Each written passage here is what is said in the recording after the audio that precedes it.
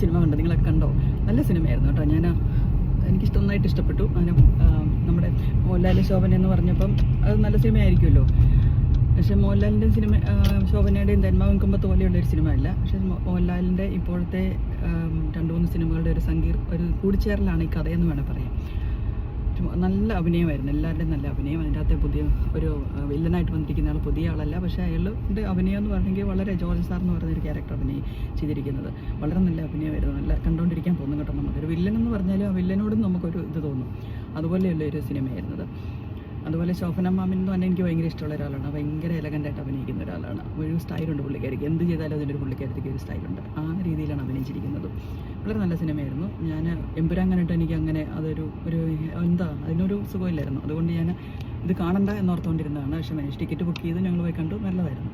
ഞാനങ്ങനെ cinema review ചെയ്യുന്ന ആളൊന്നും അല്ലല്ലോ. പക്ഷേ സിനിമ നല്ല കണ്ടത് ഇഷ്ടപ്പെട്ടതുകൊണ്ട് ഞാൻ പറഞ്ഞെന്നുള്ളൂ.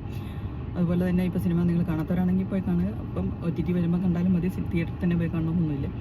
പക്ഷേ സിനിമയുടെ ആളുകൾ പറയും തിയേറ്ററിൽ പോയി കാണണമെന്ന്. പക്ഷേ എങ്കിൽ നിങ്ങൾക്ക് കാണാൻ പറ്റുന്ന ഒരു സിനിമയാണ്. കണ്ടെങ്കിൽ മുഷിപ്പ് തോന്നത്തില്ലാത്തൊരു സിനിമയാണ്.